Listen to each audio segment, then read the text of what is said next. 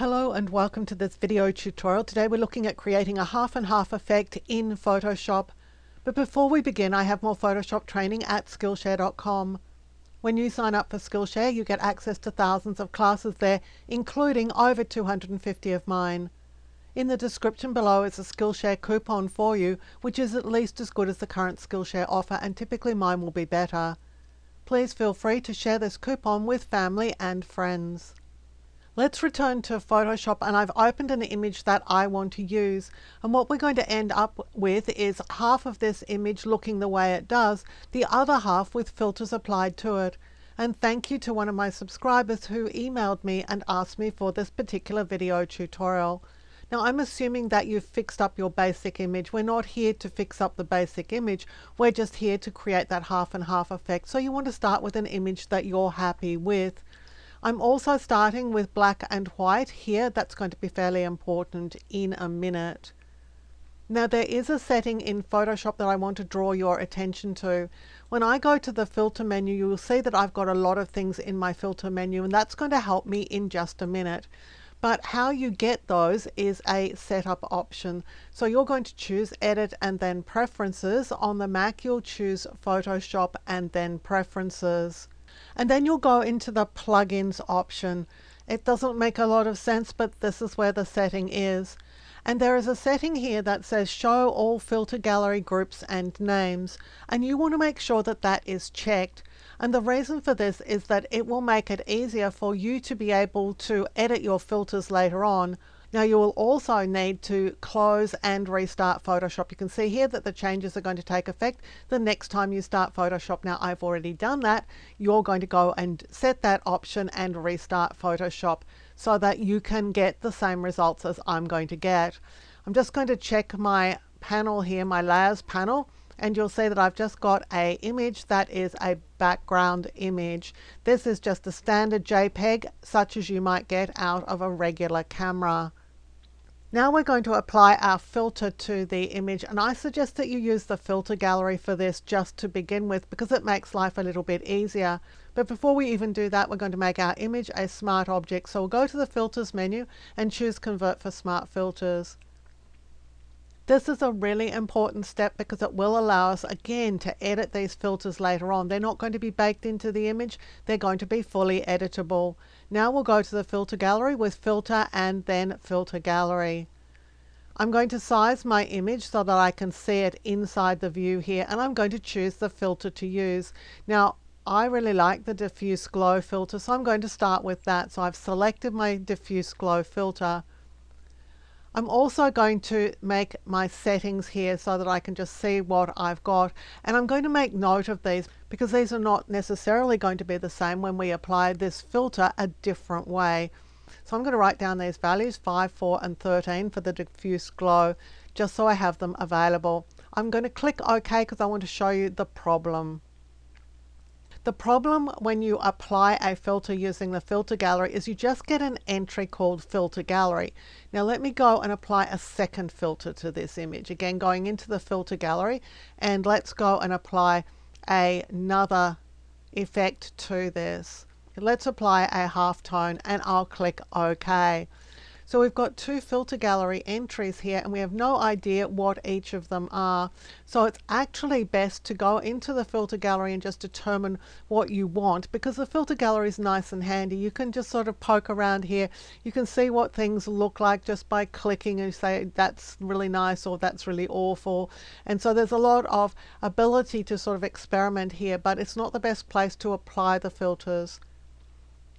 So we're going back, we've got our smart object here, we're going to reapply that Diffuse Glow filter, but we're going to do it a different way. We'll choose Filter, and then it's going to be here in the Distort category, and here it is, Diffuse Glow. Exactly the same filter, just a different way of applying it. We already know we like it because we've seen it before. I'll click it to select it. Now the same sort of dialog opens, but don't be confused because it's actually different. And you can see my settings have not been sticky, so I'm just going to change these to the values that I wrote down, 5, 4 and 13. This is what I had last time. I'll click OK. And this time in the Smart Filters area, I've actually got an entry for Diffuse Glow. telling me that this is diffuse glow, and so it's much easier for me to perhaps change the order of my filters or select a filter to be able to edit it. Now you won't get access to that option unless you put all your filters onto the filter menu, because otherwise Photoshop just won't show you all your filters. Now I am going to apply that halftone filter as well. For a halftone filter, you need to select the colors that you want for your dots. So if you wanted green dots, make sure you've got green as one of your colors here, the foreground color, because otherwise you won't get that. I want black and white, which is why I've chosen black and white. I'll choose filter, and now we're going to look for the halftone filter. Now you might have to just do a little search through these, just read the filter names until you encounter the one that you want. Well, here in the sketch options is the halftone pattern. This is the one I wanted to apply to the image. Again, the dialog has opened up. I'm going to adjust my settings here. Now, I didn't have any preset idea as to what I wanted, so I'm just going to work it out on the fly here. I think that's pretty good. I'll click OK. And so we have a halftone pattern and a diffuse glow, and the filters are listed here.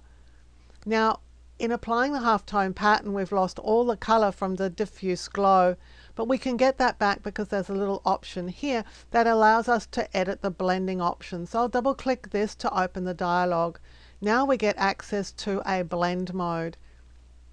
And so I can, for example, apply this halftone pattern in a soft light blend mode. So we're getting some texture through the image, but color as well.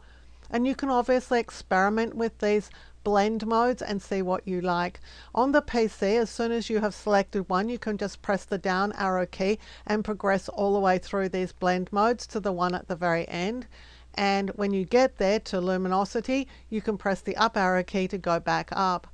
Now, if you're on a Mac, you will need to be selecting over here a tool that is not a brush tool, and then you can use Shift plus and Shift minus. The keystrokes are different on a Mac to what they are on a PC.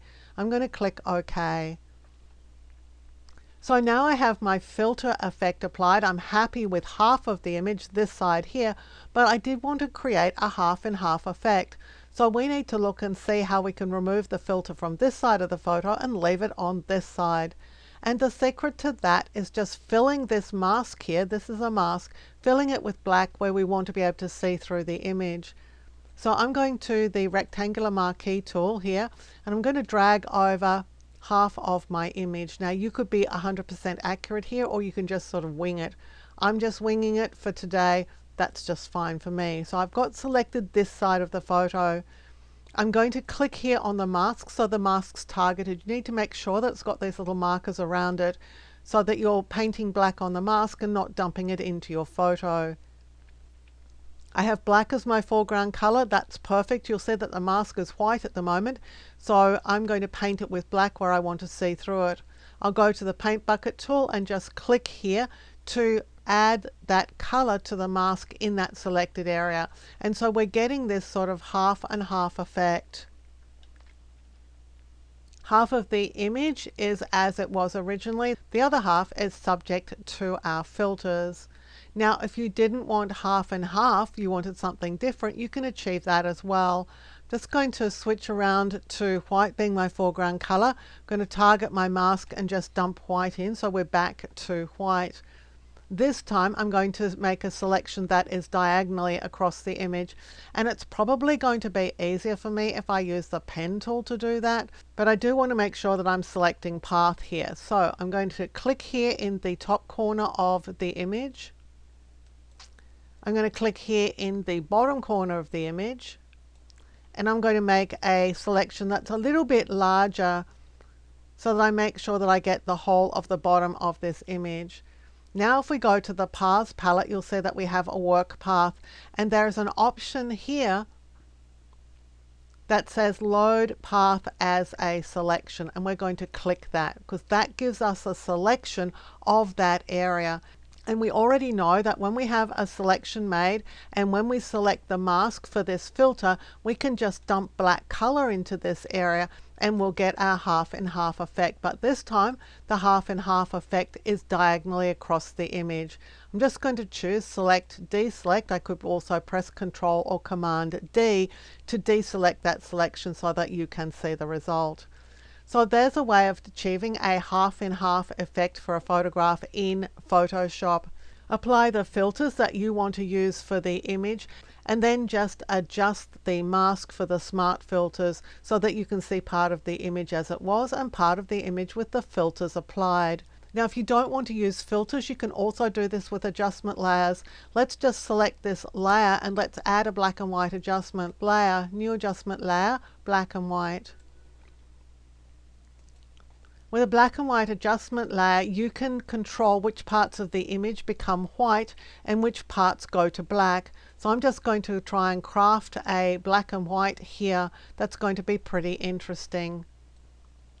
Now you can obviously spend more time on this than I'm spending. I'm just trying to get a result that I'm sort of relatively happy with.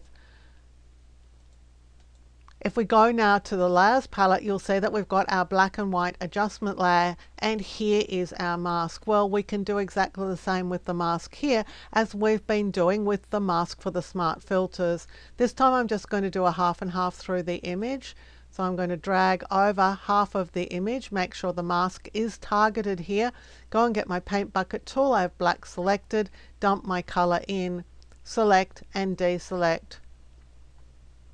So this time we have a half and half image, but this time it's done with an adjustment layer. And really the secret to this half and half effect is just understanding how to dump color into the mask to achieve the effect that you want. I hope that this video has been of help to you, and thank you to the subscriber who asked for it because I think it's an awesome question. I hope you've enjoyed the video. I hope you've learned things about Photoshop of which you were previously unaware. If you did enjoy the video, please give it a thumbs up, hit the subscribe button and the notification bell so you'll be alerted when new videos are released. Until next time, my name's Helen Bradley. Thank you so much for joining me here on my YouTube channel.